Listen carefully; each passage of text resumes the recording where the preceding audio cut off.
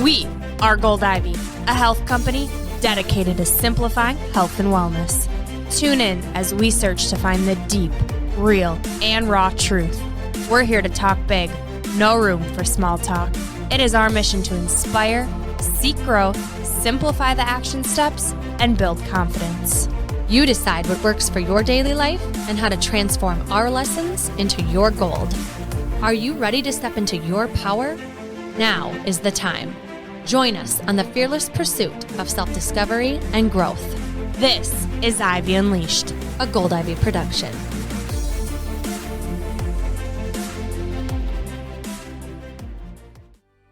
If you struggle with digestion, energy, bloat, acne, mood, fatigue, listen up.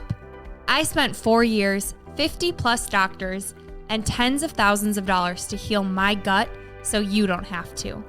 I've created the what to do guide I wish I had before spending years navigating the overwhelming amount of information and conflicting doctors' opinions out in the gut health world. My help, I can't figure out what's wrong with me, the How to Heal Your Gut Starter Kit is now available, and the response to it online has been incredible. On top of what I wish I would have known, I also wish this information would have been easily accessible for me. Because of that, it's available to you on the shop page of our website for only $9.99. Included in my guide is what helped me and countless others heal their gut, along with chronic fatigue, acne, hormone imbalances, and so much more. You'll learn what foods to stay away from, what foods to eat, a 4-week gut healing eating plan, lifestyle tools to aid your healing process, and 2 of my go-to favorite recipes. So head over to our shop page on our website, goldivyhealthco.com, and remember, happy gut, happy life. You can heal. Let me help you. Thank you for tuning into Ivy Unleashed today. One of the biggest reasons we started this podcast was to share people's stories of hardship. We feel when we hear how someone persevered through a difficult time, there are lessons we can all learn. Today is no different. In this episode, you are going to hear a story of manipulation, gaslighting, isolation, many forms of emotional and physical abuse. We want to warn you that there is adult language throughout the episode and prepare you to hear a raw depiction of a survivor's story. We also want to thank Jolene again for her bravery to share her story and applaud her for standing up to abuse and loving herself enough to leave. And now to today's episode, Caught in a Web of Manipulation, Jolene's story of leaving an abusive marriage. Welcome back to Ivy Unleashed, everyone. We are so happy you are here listening, and we have a story for you, a story of courage, strength, resilience. We are here with Jolene, and she has a story that she's finally ready to share. We're so grateful that she has chosen us as her vessel to share her message of listening to your gut when things are off. They are off, and that you always, always have the choice to put yourself first, even though it may not be easy. So Jolene, thank you for being here with us. Thank you for having me. Yes, we're so happy you're here. And it takes courage and strength to leave a relationship, right? But it also takes courage and strength to share your story and to dive into the details of things that are hurtful or maybe hard to remember and to go there. And so we're grateful that you're willing to do that too, because you're going to set a lot of people free doing that. Yes, thank you. Yeah. I hope so. I hope so. Yes. Yeah. It's so just to kind of get into your story, going back to where this relationship started, can you kind of paint that picture for us? Yes. So I'm going to go way back to when I was 14, 15 years old. I met this really cute boy. I was in 9th grade. He was in 10th grade. We met in high school, and I just thought he was just amazing. Like, he was really cute. He had this truck. He would pick me up. I was excited about him, I feel like. And it was really my first experience of, I would say, love, like in quotations, more freedom. And I just fell hard, and it was exciting, I think, at first, at 15. Like, who knows what anything is at 15. But I was excited about him, and we just started dating and continued there, and it just kind of evolved, and it just never really stopped, and it probably should have, but we just continued. And I feel like from the beginning, there were a lot of red flags that I didn't see, didn't want to see, ignored, because I had this big picture of like this Romeo and Juliet, like remember in 1998, that was big, like Leonardo Titanic, DiCaprio. I know, like, yeah. So like, I just was in love with this idea of love. I think my parents were high school sweethearts. So I'm like, this is it. Like, I'm going to meet you just like my parents did in 9th and 10th grade. Like, this is going to be me too. But there were a lot of red flags. He was a pathological liar, and I didn't know that until things kind of progressed. He had a history of suicide attempts. Again, I wasn't around during that time. I didn't really know what the situation was, but I had heard that from him or his family about that as well. He was always in fights with his parents, kicked out, numerous arrests, just like things you don't do as a 10th grade boy. But he was like this badass boy, and I was just like in love with this, again, this idea. Mm-hmm. He got in a lot of fights again at school, at home, and it was just, again, all these red flags that I should have seen, or somebody should have seen, but we just continued and progressed and never broke up in high school. I think of too, like the forbidden love, like the Romeo and Juliet, like you said, or like the bad boy. I'm going to be the exception with this bad boy type of thing. Yep. Yeah. And I feel like I always felt like his mother, like maybe it's the firstborn in me, like I need to take care of him and fix him. Because that's what we grow up as little girls, like, oh, he can be this bad boy, but he'll meet a woman he really loves and then he'll change. And and I don't know why, if that was the reason, but I just felt like I'll take care of you. I'll come under my wing. I'll be the one to help you through things. And that was not okay at 15 years old. So this was when you were 15. He had suicide attempts when he was young. So clearly had been struggling for a while. This is high school. So then what? What happens during high school? Because this is early high school, but you stayed together. So this is early high school. I mean, he was one of those that he would tell you something and it was so believable that you almost believed it. But then if you questioned it, he would spin you around, and then you thought, well, I'm the crazy one. Like, why would I think this was unreal or untruthful? And now I know that's called gaslighting. So that's where we started, the beginning of gaslighting. I remember he told me that he didn't know how to read. Well, I would have loved to be a teacher back then. So I'm like, I'll teach you how to read. Like, he sat there and pretended to go through a book, and he knew how to read. One time he told me, just thinking of the gaslighting, he told me that he had done so many drugs that the drugs had stuck on his spine or something and caused seizures. Well, they didn't have Google back then. Like, I didn't know if that was true or not. So I don't know if he had a real seizure in my parents' house or if it was just a fake seizure. My parents called the police. The ambulance came and took him away, whatever. And later he told me that I had shoved the paramedic out of the way. I'm like, I never did that. And he spun it around so hard that I'm like, well, maybe I did. Like, maybe I was in such a crazy stage that maybe I did do that. Like, I never did that. But it sounds so manipulative. Very, very. Questions everything that you know about who you are as a person, too. Yeah. So that was my first, I guess, experience with gaslighting in the beginning of our relationship. He started to change me as we were going through and getting more serious. Then he didn't like my clothing style. So then we would go shopping together and, oh, look at this. And I changed my style. And, oh, I don't like you with makeup. So I stopped wearing makeup. And I love makeup. So it was just a slow little progression and kind of chipping away at myself and my soul and everything as we went. He slowly would talk negatively about my friends, and then had these guilt trips about, you hung out with this person more than me, and just these guilt trips and the constant. Back then we had pagers. So he'd page me and call me and just harass that way. And so it was almost easier not to have any friends. And I remember my 3 girlfriends were trying so desperately for me to see all of this. And they would talk to my parents and they talked to me. And again, I was in love with that Romeo and Juliet. Like, no, I'm going to pick him. Like, you're in the wrong and I'm going to side with him. And I'll show you all. In the end, we'll be together. And yes, that same. Yeah. My mom wanted to believe that he was good, and that's just her personality, almost to a fault.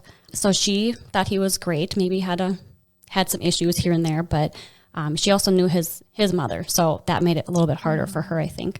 My dad hated him from the beginning, so he was probably the wisest one to everything at the time.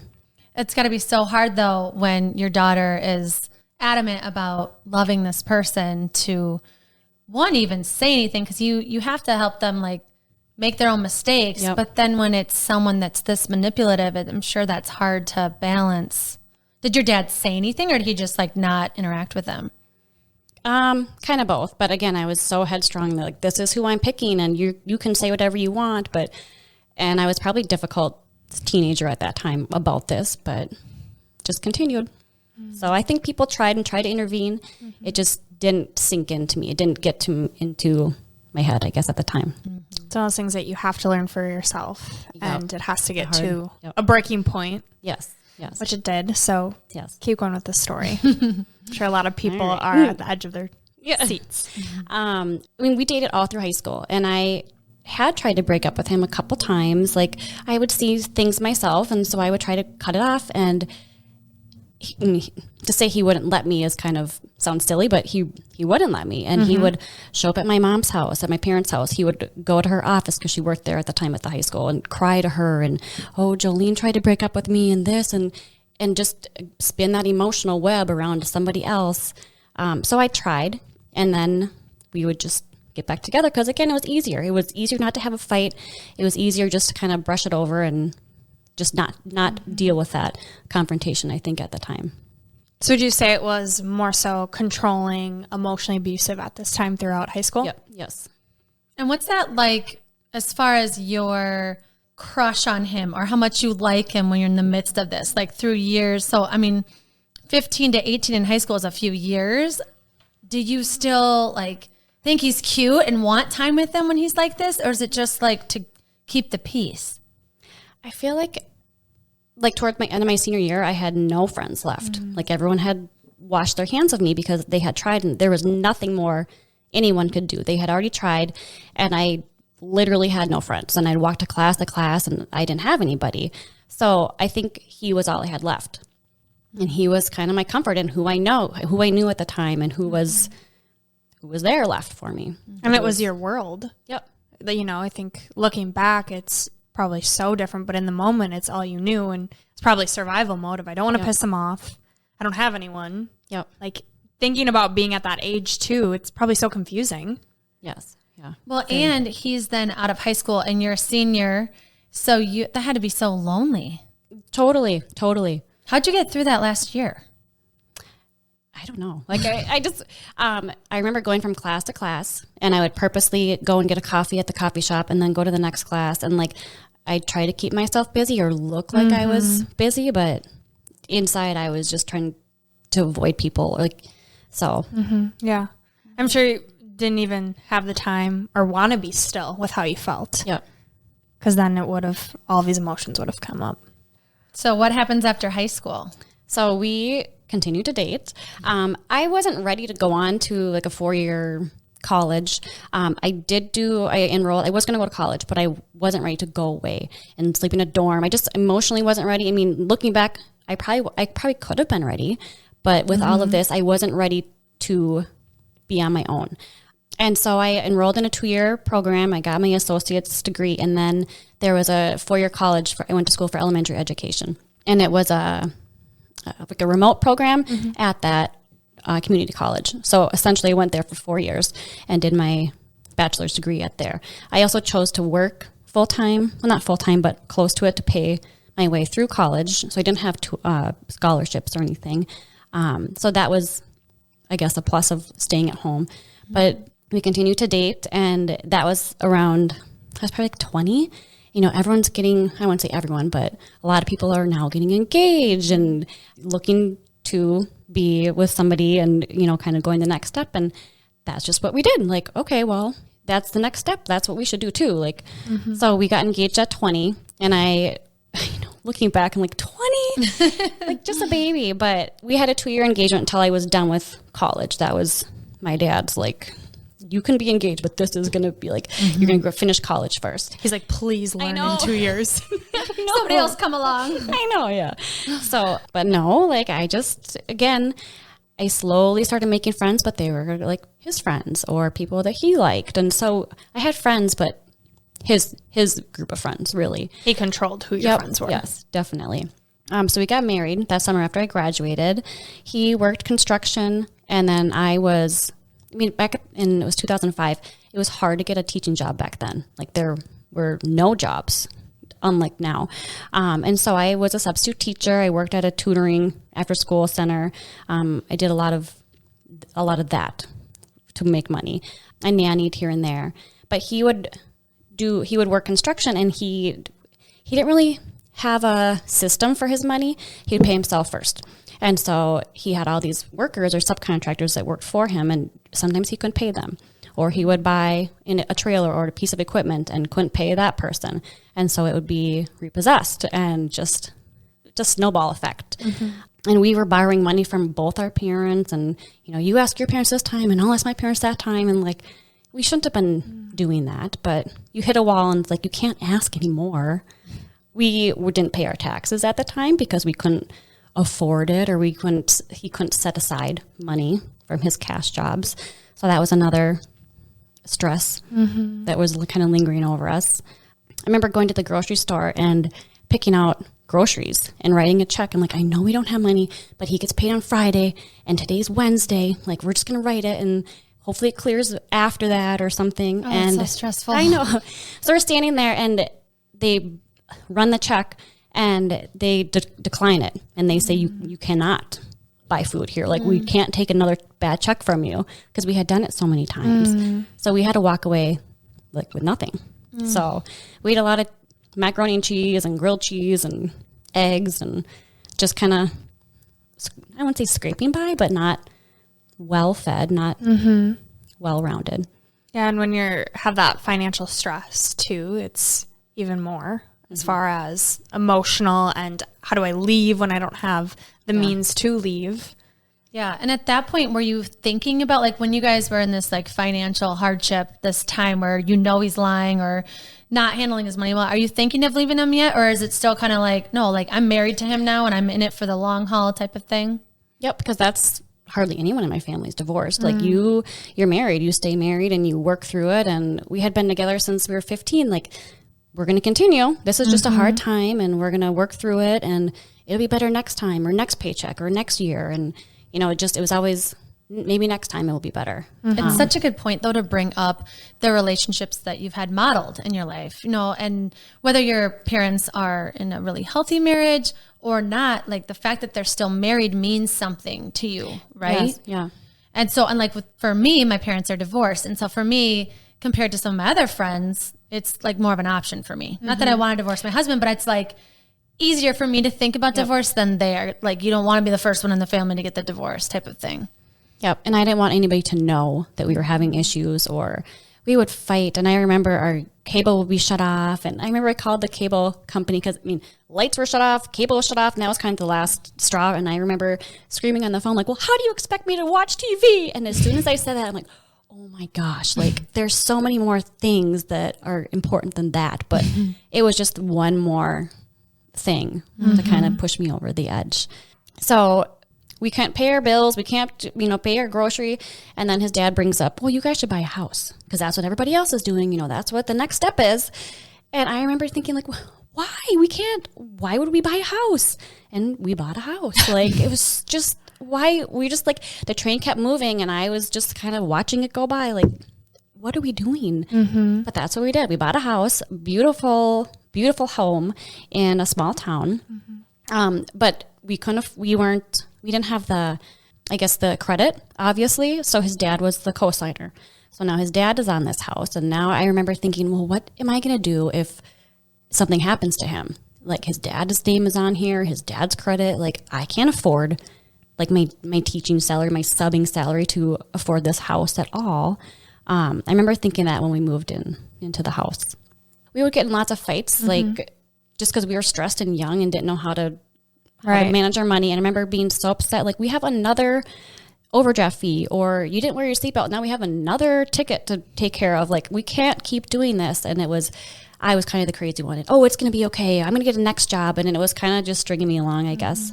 Would be like, you're a worrier. Yeah, quit worrying so much. Gaslight. Yep. Oh, that has to be so frustrating to feel like you're in the cycle you can't get out of, But you also want these things. Like, I'm sure in the moment you're like, oh, a house. Like, I did want this and I do want to be married. Yeah. And so after you had the house, were you still having issues with like paying for gas and electric and all that stuff too? Yeah, we lived there and it was kind of like we got a clean slate in this new house. And so, but again, we couldn't pay. We always paid our mortgage because that was like the number one because his dad was on the mortgage, like we had to. But our gas got shut off. And I remember having both our parents over, like our siblings. We were going to have a party. And it was like, we had to lie.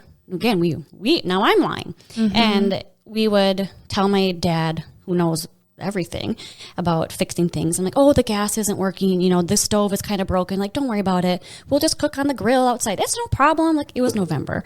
And just crazy things. And we would close the blinds and close the curtains to kind of keep the heat in and open them up to kind of let the sun in and then close them at night. But just stupid things that I should know how to do, or, you know, kind of survival. We learned about the Minnesota cold weather rule. And that is, if you don't know, or if you never had to know, it's your gas can be shut off through like the summer, spring months. But as soon as winter comes on, they have to turn it back on for heat. So we were just waiting for the temperature to kind of drop for that to kick back on.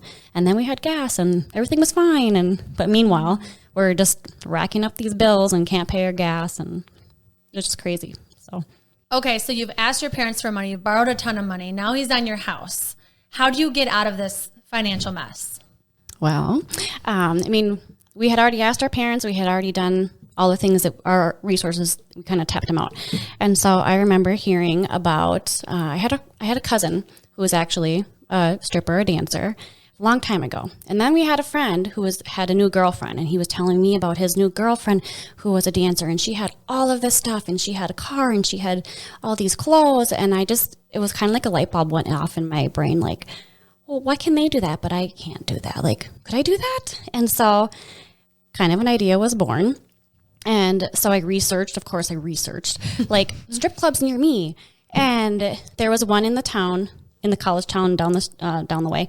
And so I researched where it was, how much, you know, each dance was, just the protocol of the whole thing. And so my plan was on my birthday, we were going to have a party, and I was going to go down and I was going to win the wet t-shirt contest. Like, I was headstrong, like, I'm going to do it. I'm going to win, and we're going to be okay. We're going to see how this goes.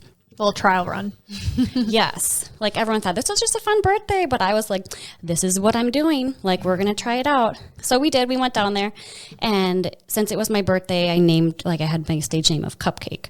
And like, literally, like, it was just this amazing feeling of like, you're on stage and the whole room is like cheering and standing up and throwing money at you.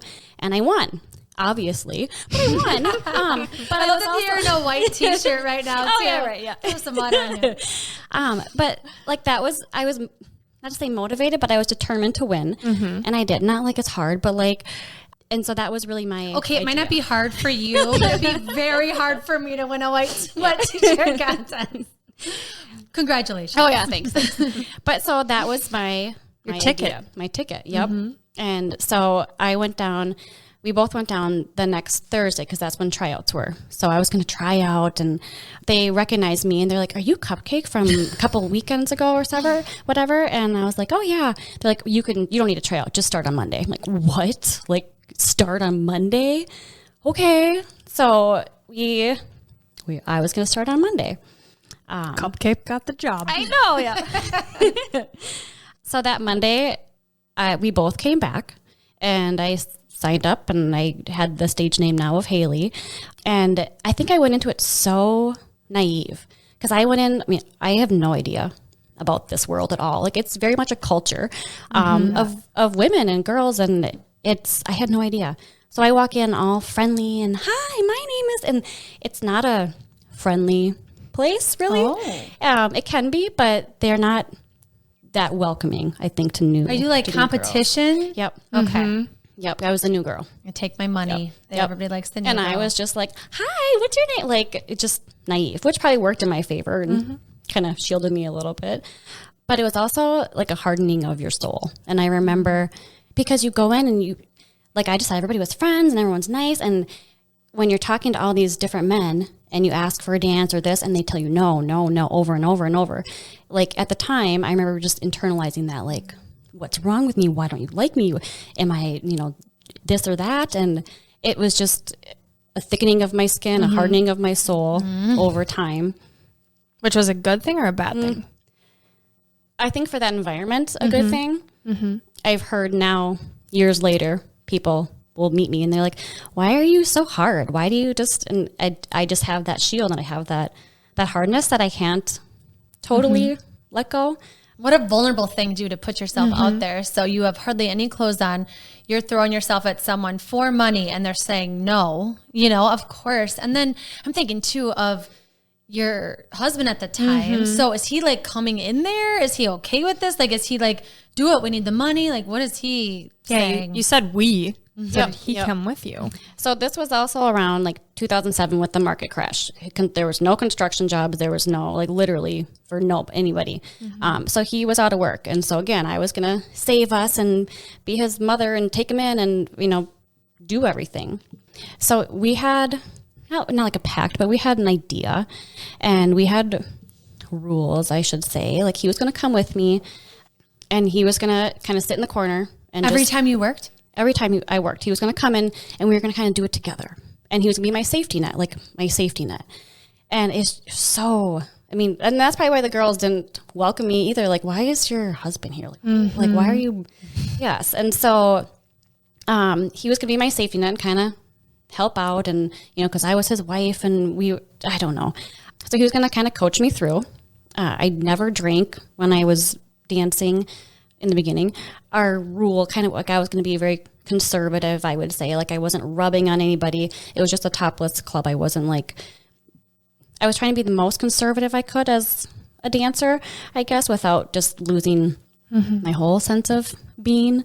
So the rule was like, okay, you can talk to this customer at the table for one song, but then you need to like hurry it along and then ask for a dance. And if they don't want one, to get up, go to the next table. Like it was like this robotic. You're here to make money and that's it. Like, come on. Like, yep, I was his puppet kind of looking back. I was also not supposed to dance for anybody that was not white. So that was another rule. And that's kind of hard to do when someone walks in and like, what was I looked like a very rude person, I think, when I would just kind of skip over to the next table, but he was sitting right there. And there were several nights like we would drive home. And of course I drove home after 9 hours of on my feet. And I was the one that drove back home. And he would grab my shoulder, like my jacket or something, and just shake me while I'm driving and scream at me over and over. Like, why did you do that? Like just angry at breaking the rules. And so it was hard to follow the rules, but difficult not to follow the rules also. Because of the repercussions. So, yeah. Did any of the girls that you worked with notice anything or catch on to just his controllingness? Or was it just kind of you stuck to yourself, didn't really have those close of relationships where they felt like they could have said something? I think we all just kind of became friends, and like eventually the girls became like, good friends, and we were very close, and he was just part of it. And he kind of became a regular, kind of just became a fly on the wall, and just kind of the girls got to know him. And not really, I don't feel like it was, maybe, but not to my face. I think my good friend, one of my best friends, was probably the first person to ever say anything about it, because she knew what I was doing. She knew what was kind of happening. And she told me, or asked me, she's like, why isn't he working? Like, why are you doing all of this, but he's just sitting on his ass? Like, he could go push carts at Target. Like, why isn't he doing anything? Yeah. Oh, that's so heavy. And I think about too, like you are doing this for hours and hours and hours. So are you enjoying what you're doing at all? Or are you like, I want to go home, I hate this, or is it somewhere in the middle? At first it was like a party. Like it was fun and kind of exciting. And then I got good at it, and I could watch and I could just imitate, and I got to say good, but like I just kind of blended right in. And I made friends with the girls and just had my own regulars, and just kind of, I learned that culture, and I learned how to do it, I guess. It was easy at first, but then it kind of got exhausting, because I was also working, like by Friday, I would hit 60 hours, because now I'm working like 4 nights a week at the club. I was doing it before school program at 6:30 in the morning. So I get home at 2 o'clock or like 3 really, get up, be at work at 6:30. And then sometimes I would substitute teach or teach preschool and then go back to the club by 4. So it was just constant, like I was exhausted and I was starting to get bitter. Like, why am I paying for everything?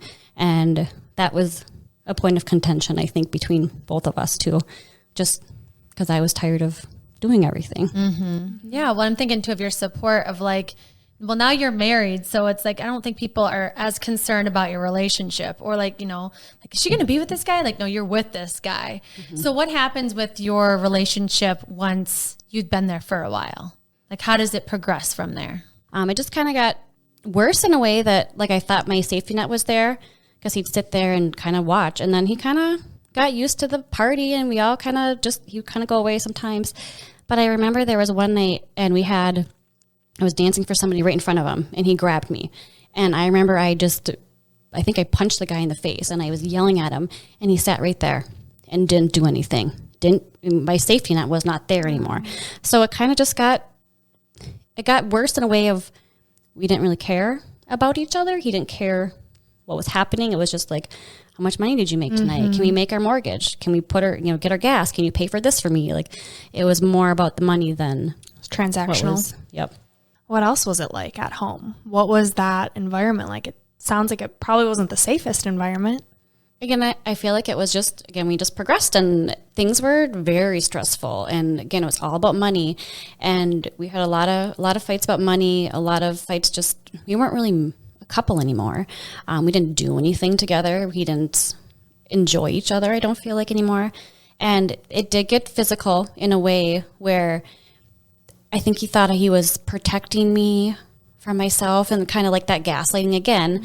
We would, if I broke a rule or did something incorrect or wrong at the club, he would come home and it was like he would wait for these early or late night hours, early morning, and just like interrogate me over and over and over and ask the same question. And I remember him like over top of me in the bed and he asked me something and I don't know what I said. And he took his fist and like punched the pillow right next to me. And it was just, he never hit me, but it was like going to scare me enough. Because I also never not said my mind. I never not said my piece and what I wanted to say at the time. I didn't fear that. And I always stood up for myself. I think that's important to say. But it just was never good enough or wasn't okay. There was one night where I bought the wrong laundry. I thought I was buying laundry detergent and I bought fabric softener for like the 3rd time. Just a stupid mistake. Like They look the dumb, same. I know. But like that set him off and that triggered him. And I think it was near Christmas and just this interrogating and you're so stupid and you're a fucking whore. And it escalated so much about fabric softener. And I remember him grabbing me and like pushing me down on the floor and like getting on top of me and trying to like hold me so that I wouldn't, I would calm down. And then after that, like my eyes were just like bloodshot, crying. And then we drove to Quick Trip and he sent me in a Quick Trip. He's like, you can buy the right fabric softener, the right laundry detergent. And it's just like, I remember checking out with the guy at the Quick Trip, like, you must think I'm like the most pathetic girl. Like here I am buying laundry detergent at Quick Trip. Like my eyes are bloodshot. Like I just look in a bad spot. Horrible. So it kind of escalated that way. Yeah. What was going on in your head during this? Do you remember? Like back to that girl of just in the midst of rules and not feeling like you had any agency over your life, it sounds like. I remember feeling like if I can just kind of stay small and just kind of play by the rules and just kind of go under the radar and do what we need to do to pay our mortgage and just kind of slip by, like that would be okay. Like don't piss him off, but I'm going to piss you off a little bit, but I'm not going to like really make you angry. What did you think in your head when he was calling you these terrible names? I think I just got used to it. I remember not liking it. I remember feeling like you don't talk to your wife this way, like at all. But Did you ever like believe what he was saying? Like, did you ever? Yeah, that's what I'm saying. Like, I also felt like a whore. Like, of course I was a whore because I was dancing and I felt that way. And so I think my self-esteem was so low that like, yeah, Like, I'm not that you're right, but probably was. But then Probably he am. like knew the right thing Yep. to say to like really make you feel like nothing. Like, Or to quiet you up. Yep. Because you're like, what can I say to that? You're not wrong. Yep. Yeah, exactly. Or like how stupid I was. Like, I'm not stupid. But maybe like I bought this incorrect fabric softener the third time. Like, maybe I am stupid. I'm not stupid, but just kind of you hear the same thing over and over again. You start to believe it. Yeah. your brain's not working because you're so tired. Exactly. So you're making silly mistakes. Physically, emotionally, just drained. Yes. Well, and think of how exhausted your brain had to have been, not only being that tired, but like the mind game that you're playing, not only the mind game of trying to just do your job well and be strategic as a dancer, like, because that's a game in itself, with your husband watching you. Yep. And then not knowing if he's going to put his hands on you, what he's going to say to you, all of the money he's taking, that, like, your support system shot. Like, of course you make silly mistakes. You're exhausted. Yep. I remember like dancing, but then like you said, you could see him in the corner, like just glaring at me. Like, what did I do? Did I do something wrong? Was I supposed to do something else? Did I not? Like, just the constant, like, what did I do? Is he mad at me? Like, all the time. Were you ever scared going home at the end of the night with him? I wasn't, no. And I later on, like, I should have been very scared, like looking back, but I wasn't. I think maybe I was just so, again, naive to it, but. Or it's just Should have that's been. your world. Yep. Like, you get used to it. Yep. And did the thought of leaving ever cross your mind? Like, I know you said, if I just stay small, it'll get better. Did you ever think of leaving? I think I started, not necessarily leaving, but I remember telling myself, just stop, just shut down, like, stop. And it was when he kind of started hanging around a girl from the club. And, you know, all of a sudden they were hanging around, and I was going back to school, going back to grad school at the time during all of this also. Oh my God, Jolene. I know. Badass. This girl. Wow. Like, who needs sleep? Oh my gosh. But I would come home from class and they'd be hanging out, you know, they had slept till who knows what time, who knows what they were doing. Like she was at your And, house? yeah, like she would spend days. Oh, like, no. and I remember begging him and like just crying, like, why is she here? Kick her out. Like, I don't want her here. And he wouldn't. And, oh, she's my friend. And she would call him her best friend. I'm like, he's supposed to be my best friend. Like, and it was just this shift. And I remember taking my dog to a walk and sitting at like a hockey rink and just sitting down, like, and telling myself, stop, like, just stop, just quit caring, stop everything you're doing, like, just shut down. And I did. Like, in that moment, I just stopped. I stopped loving, caring. I mean, I probably had already, but I told myself to stop. Like, you gave yourself permission in a way. Kind of. Yeah, exactly. Yeah. That's powerful. Can you Just like, got goosies. I know, me too. Can you like feel yourself sitting there and like, what is it like to come to that conclusion finally when you know you've probably felt it, but like you're actually stopping? I think it's like it goes back to being 15 when everybody tells you this and that and all these red flags, and it takes, everyone can tell you that, but until you see it and feel it and believe it, it's almost like a relief. I feel like, okay, like I see it now and I'm ready to acknowledge it, and I can move on and I can do something about this versus what other people are telling me how to feel or what to do. Was it like a shit, they were right? I just spent all this time, energy, went through all this abuse, and now look at me? Or was it empowering? Of like, all right, I can do this. I can leave. I don't need to be here anymore. Probably a little bit of both. And I think that's why I never said anything to anybody, because I didn't want to be wrong. Because all those years, you know, I chose him and he was going to be the one, and I was wrong. And not necessarily of like they were right and I was wrong, but I was embarrassed for myself. I think I had let myself down. Think of too the isolation of, like you're saying, you probably didn't tell anybody 90% of the shit that he did because you didn't want him to know how bad it was. Yep. Right? So I'm just thinking of that, like isolating on top of how your friends had left you alone. I bet you just felt so freaking alone. How did you have the strength to get out? Sorry, spoiler alert. No, I know. I think I told myself, just stop. And so then it was just like, now the club became this addiction to me, like this. It was a numbing. It was a place I could go. I could be somebody else. I could just dance and listen to my music and kind of entertain other people, but like I could check out totally. I didn't have to be myself. I didn't have to be that girl married to that guy. Like I could be somebody totally different and party and have fun and just numbing.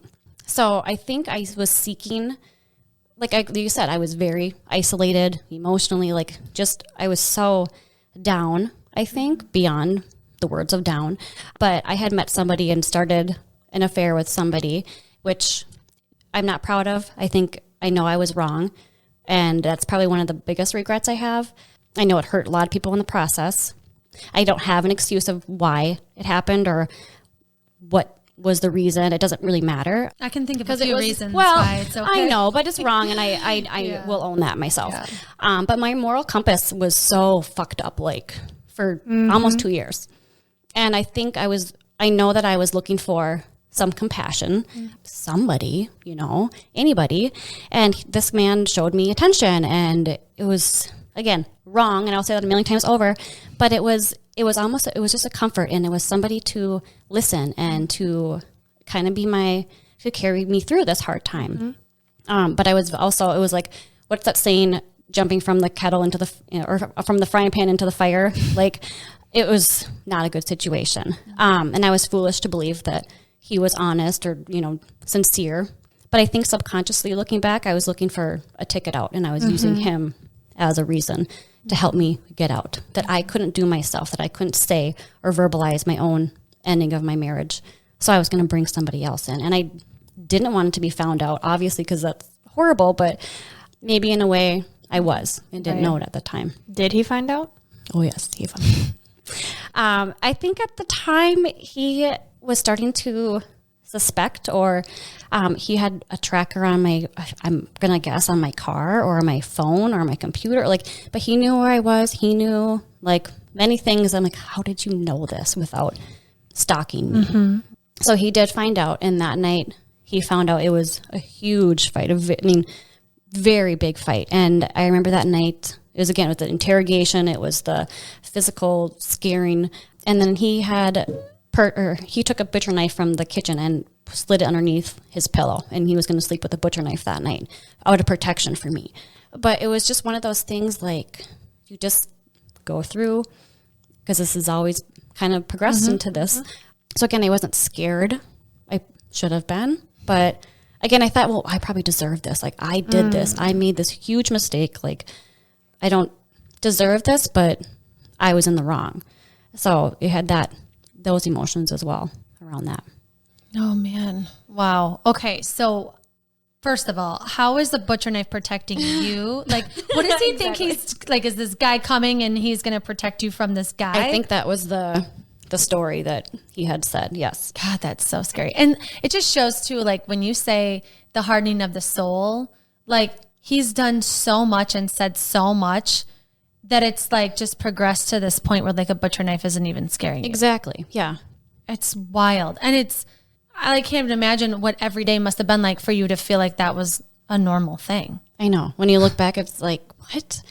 Or you say something now to someone and they're like, that is not okay. Oh, it is. Yeah, you're right. Yep. It is not okay. But that was what happened. Another situation, like, he had also borrowed a shotgun from his friend. Again, I don't know what he was protecting, but it was meant to scare me. And he would position it in our closet. And I remember he had the bullets like hidden somewhere. And it was one of those things, like, I was going to throw the bullets away. I was going to try something like a child. Like, I was going to try to save myself and at least throw the bullets away or do something. I mean, I would have. Exactly. But it was like he had such a scare tactic and this control that if I did anything, he would know. And so it was just this, I should have, and I tried to, but it was almost like I was more scared of what would happen if I did than if I didn't. So yeah. I was going to ask, did you feel stuck because of that? Totally. Yep. And then moving on, like, feeling stuck and just trapped. I remember I came home from school one day and he had boarded up the back door, like, from the inside. Like, there were 2x4s, like, screwed into the wall. So a person couldn't get out the back door. He had changed the locks. His parents had helped him change the locks. So I didn't have a key to my own house. That you were paying for, all of Yeah, this. right. Yes, yes. hid my birth control, and like he was going to trap me many different ways to try to keep me there. He would call all my like friends that I had left and family and tell them everything that I had done. And really, I mean, my parents and nobody knew anything. And to hear all of this about your family member or your daughter, it's like, it was hard to hear. And so it really pushed a wedge between, or he tried to push a wedge between my good friends, my family, and tell them how crazy and psychotic I was and bipolar. And he was very worried about me and my health. And he should probably connect me to a psychiatric ward, and like just bizarre. But they didn't know the other side of it. Oh no, he was wonderful. He was a very concerned husband. Yes. I mean, he would show up at one of my jobs or at college. He would send flowers and these gushy love letters. And I mean, he knew what he was doing. And I remember one time he planned a surprise birthday party for me, and all my friends at school, I knew something was going on, and they're talking about it. And I finally just asked him, like, is he planning a surprise party? Because it was just like one more thing to show the whole world how wonderful he was. And I told him, like, don't come. Like, we're not having a party. We are not in a good place. Like, I may not be there. Like, don't come. And so they were surprised to hear that, because he came across as this great guy and this wonderful husband at the time. So you tell yourself, stop. He knows now about your affair. You know that he has someone that something's probably going on. I know. Like, if you have suspicions, like, yeah. So how does this go down? How do you get the hell out of there? So, I mean, this has gone on for 4 months. Like, we were in couples therapy. We were actually told not to come back to couples therapy. We weren't in a good place, and I was trapped in my own home. And I remember going to my basement and thinking, like, okay, I need to get out of here, but no one can know. And what am I going to take with me? And just looking at the sea of materialistic things. Like, if I need to leave, what's actually important? Like, I can get another one of that. I don't need this. Like, do I really need all this stuff?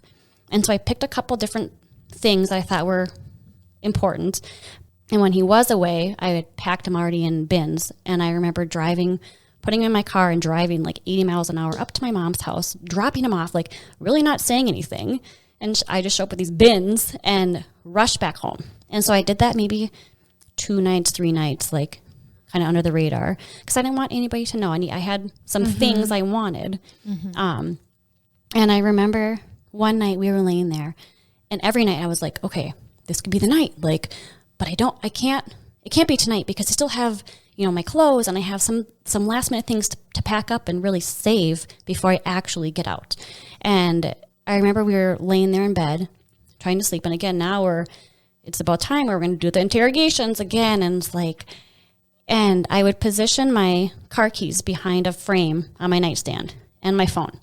And I would also position my like purse and my shoes by the front door. Like, I had it all in my head, like my route.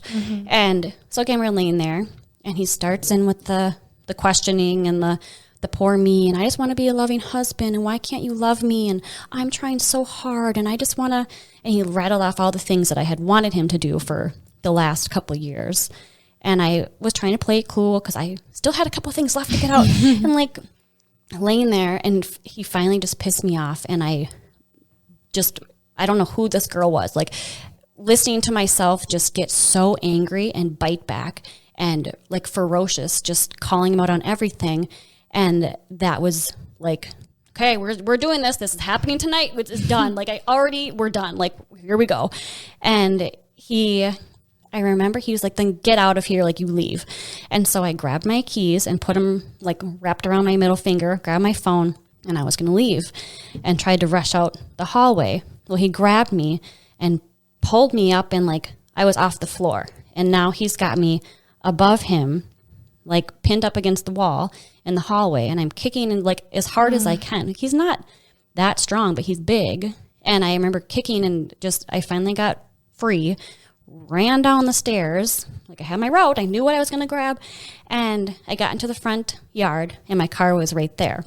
And as soon as I got to the front, he grabbed my arm again. And this is where it gets probably the most physical. But he grabs my arm again, and I don't remember how it went, but like he was like almost hitting me or trying to hit me or protect me, and knocked my phone out into the grass at like 2 a.m.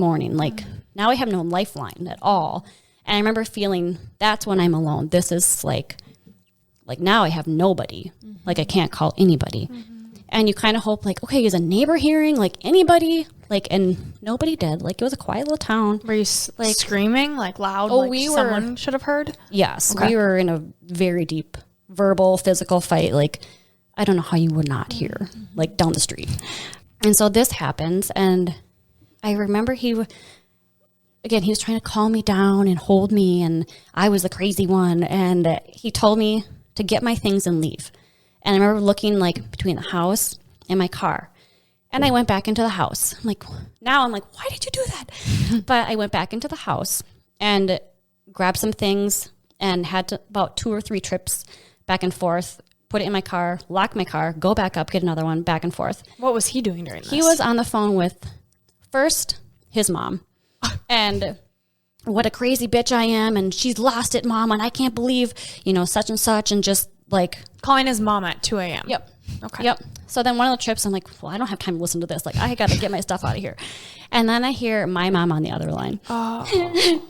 And like, I hear my mom. I'm like, that's my mom. Like, she's going to come and save me. And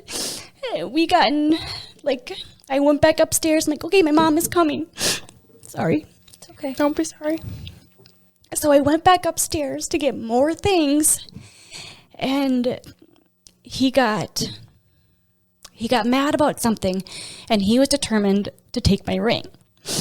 And I remember he got on top of me, and like again, I have my keys on my finger, like digging into my palms, and he's trying to rip it off of me.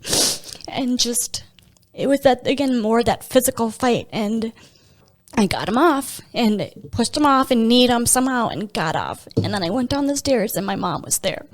And like to this day, it's just like my mom came. My mom knew she was there 2 a.m. Like she came and got me. That was kind of how I got out of that last night. Shout out, Mama. I know. God bless her. Man, and you sound like a strong ass woman to get this huge ass dude lifting you up and ripping your body. Like the fact that you got away from him is so powerful. Like just to think of that moment, I can't even imagine. Like it must have just been like all of that internal like angst that just came out and got you away from him. Yes, and I think you don't really know what you're capable of, probably physically, emotionally, like everything, until it's like fight or flight and your life's you fight. on the line. Yep. What emotions are coming up for you right now? I just won't talk about my mom, but yeah. Yeah, I'm so glad she came. So how far away did she live from where you live? It was probably like a half hour drive.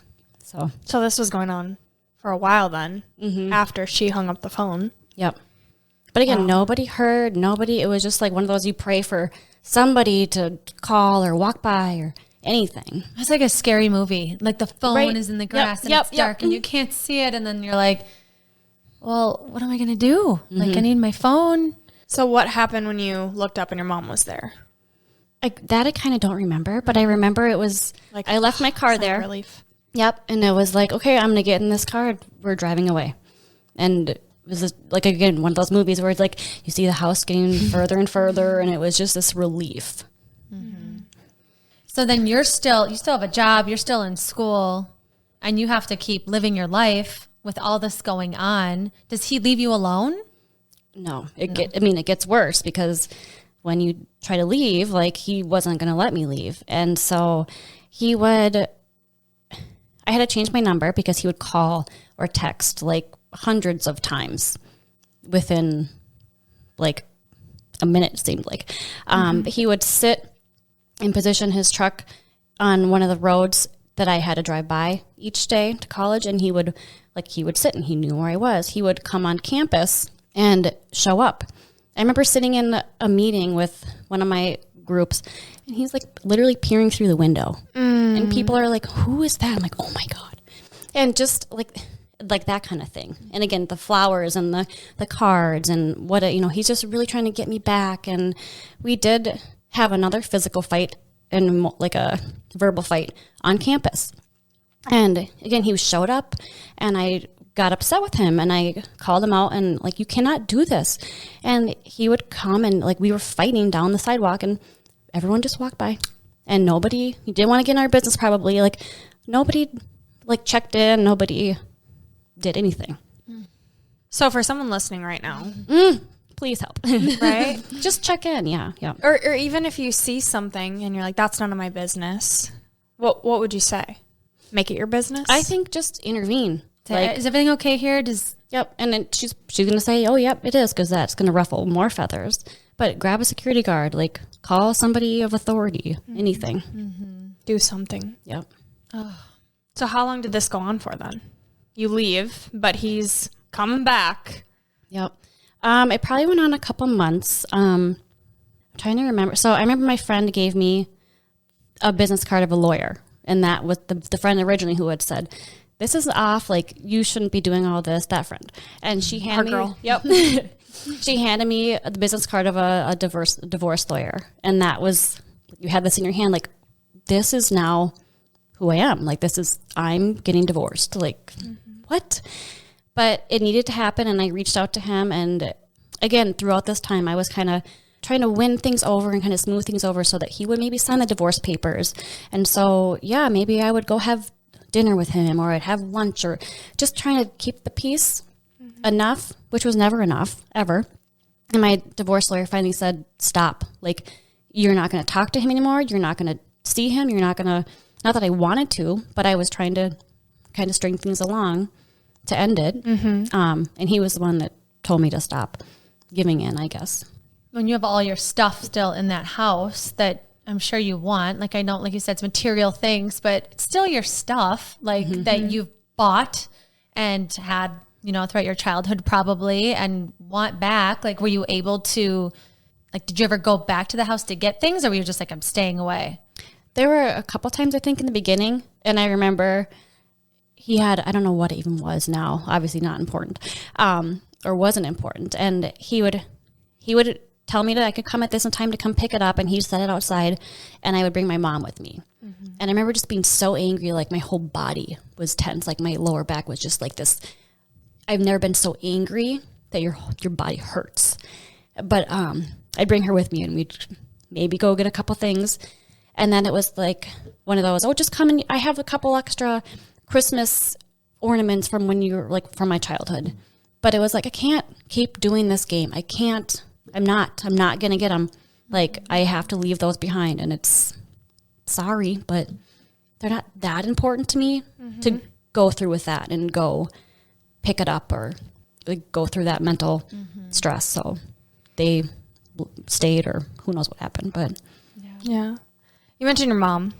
She clearly is an integral part of this story. I'm curious what other support you had. Like, who did you lean on during this time? Did you internalize a lot of this?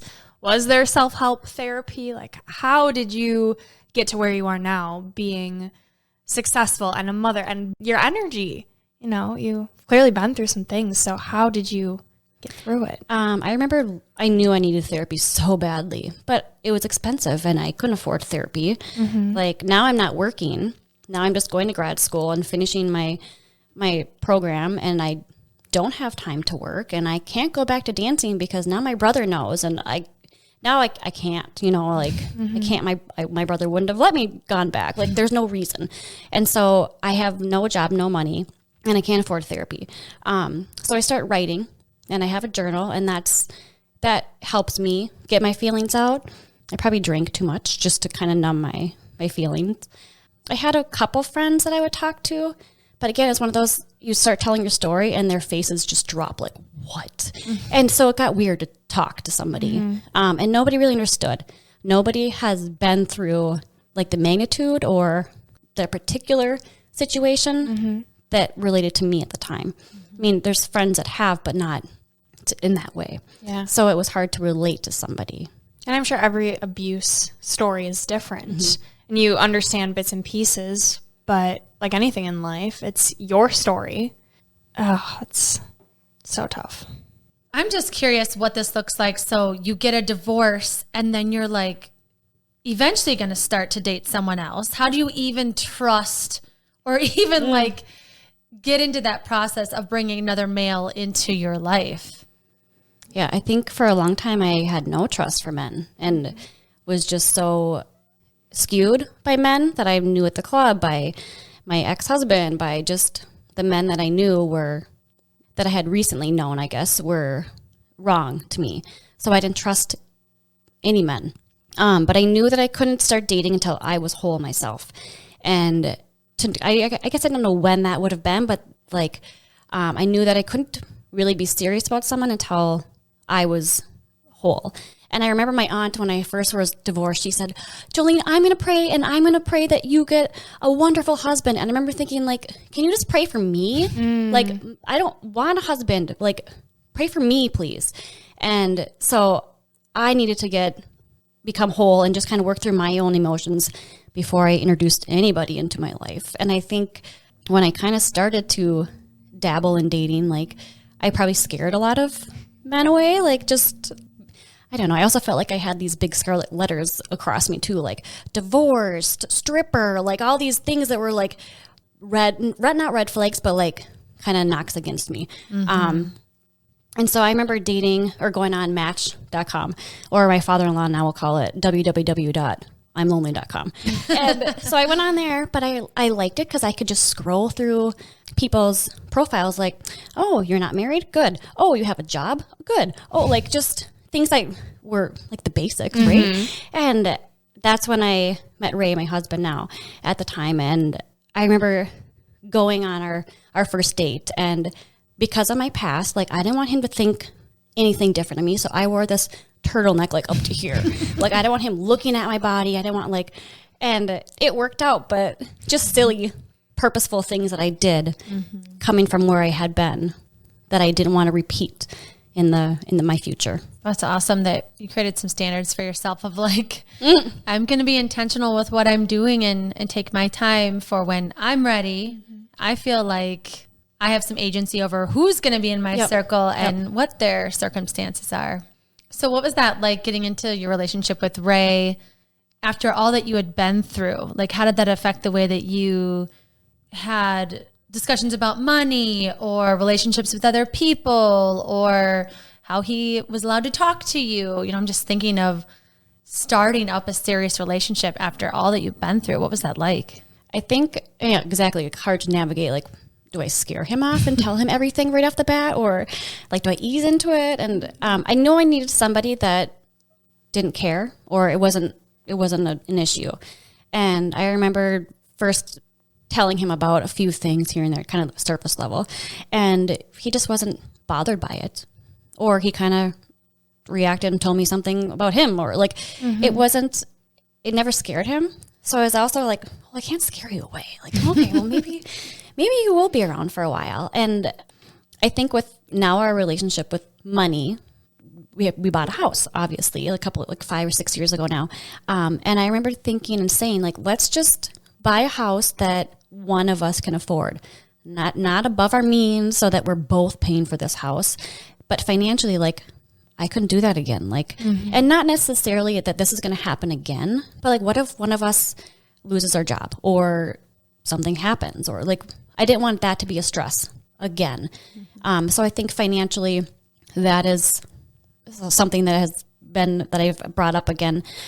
I'm very protective of some of my possessions because at the time I didn't have any, and I loosened up on that now. But like at the time, it's like I only have this one couch, and he'll laugh and he's like, "This not even a nice couch." But at the time, like I had bought it, and it was like the first couch I ever bought for my new apartment, and now it's gone and like totaled. At the time, I was like, "This is my couch." Like, but that was like one thing I had. That's what it symbolized. So, exactly, and it symbolized like when my first apartment, I bought my own.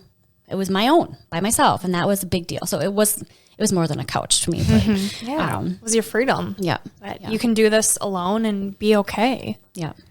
I'm wondering, for someone listening who maybe is still in a rough situation or just got out of one, what would you say to her?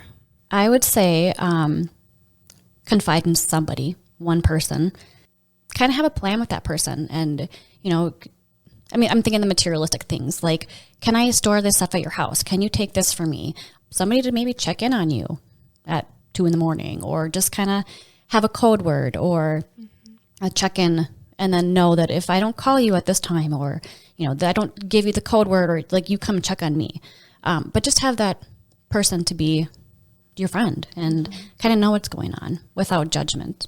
Yeah, I love that. I think even if you're not in an abusive situation, right? Always having that one person that if things go bad or unexpectedly, you have that understanding of I got you, you got me. Mm-hmm. Yeah. And two, I think, people have their beliefs about marriage and this, you should fight for your marriage and you should fight for, like maybe choosing somebody else that's not going to make you feel bad about leaving a marriage, right? Because some people are really firm about that and knowing like you need someone that is going to believe you and that's going to be like, I don't care. Like, I just want you to feel safe. I think sometimes there's like that judgment. So you're afraid to tell your friends about, the struggle. And it's so important to know like that there's people that are just going to take that judgment and push it aside and just no questions asked. You don't even have to explain anything to me, but like you can have a room, you can have a bed, you can come anytime. Thank you, Jolene, for sharing all of this. I feel like walking through everything you went through was probably super hard, but I feel like, you can see yourself in these moments. Like, what would I do? And how would I feel? And I don't think we can ever truly understand all that you went through and all that was said to you. And my heart breaks for you with, when you're talking about the hardening of your soul, like it just is so terrible that he did that to you and all that you've experienced. But I'm just so proud of you for pushing through that and leaning on your mom and getting the hell out of there and listening to that voice that finally made it stop. So thank you for sharing that and being on Ivy Unleashed so that other women and men can hear that you can get out. Yes, definitely. Yes. And now it's time to hear more from you with your 3 gold stars, your 3 takeaways for our listeners. I would say, don't ignore those red flags and trust your gut. If something's wrong or it doesn't feel right, it's not right. And just really trust yourself. My second one is you're stronger than you think.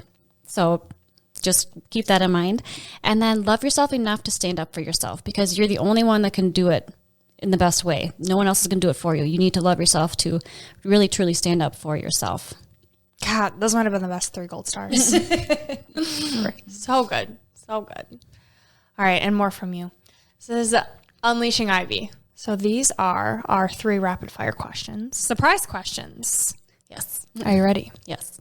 Mine has to do with being a mom, of course. I just, you have a beautiful daughter and son, and I'm just thinking of your story and them and how how does this affect you as a parent now and how you'll parent them as they get older? I know that it bleeds through in ways I don't realize at the time, but lying is one thing that like my kids do not get away with. And I am very hard on, like, you're not going to lie about taking that candy. I saw you like, and I also need to control myself of like, it's just a little simple lie. But I also go off the deep end of like, but it starts off this way and pretty soon and so I have to control, I guess, where I think things are going. But just, I don't tolerate lying and I teach to be truthful with my children. I also teach both of them, you stand up for your big girl self and your big boy self.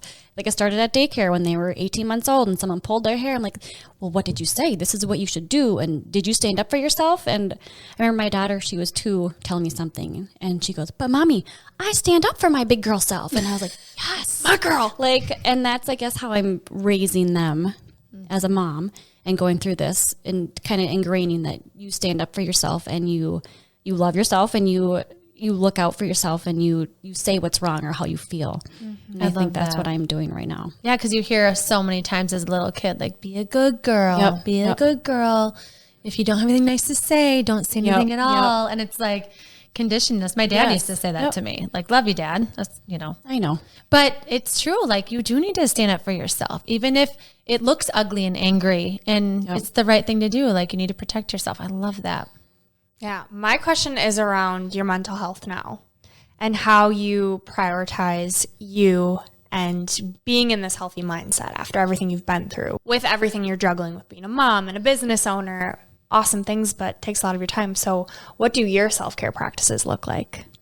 I think at first coming out of this, it was like I was seeking negativity, and I only knew negativity, and I knew like high stressful situations. So I was seeking those out, and I've calmed down and realized what's healthy, what's not. And I've cut a lot of people out of my life that are not serving a good purpose in many ways, and not in a mean way, cut them out, but like I don't have time for people that are going to hurt my soul or going to cause stress or anxiety or just be a drain. And if whether it's a family member or a friend or like I can't do that, and I can't be in that position. So I have distanced myself from people that are negative or bring up past situations or just spark anger or things that are not going to be good for my mental health.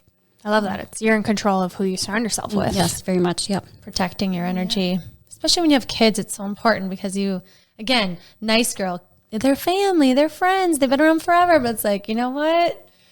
If it's not good for your energy or your families, it's not worth it. Yep, exactly. All right. And last question. What's one thing you wish you would have known sooner?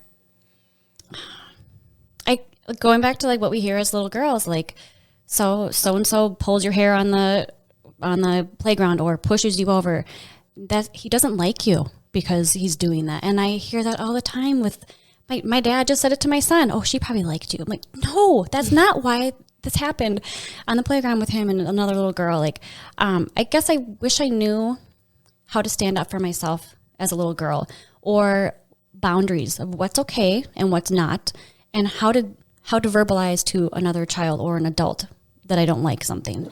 So I think I wish I would have known how to have that strength, I guess, or taught what words to say in the beginning. Which is funny because aren't you a speech pathologist? Yes. Makes sense. Yeah. Yes. That's awesome. Well, your kids and Ray, of course, Ray, very blessed to have you. I feel like you're going to raise some strong kids that are going to know how to say what's okay and what's not okay. Yes, that's our hope. Yes. Mm-hmm. Well, thank you again for being here, for sharing your message, inspiring everyone listening. Thank you for having me. Yes, thank you. And last up, we leave our listeners with a piece of gold. Would you like to share yours?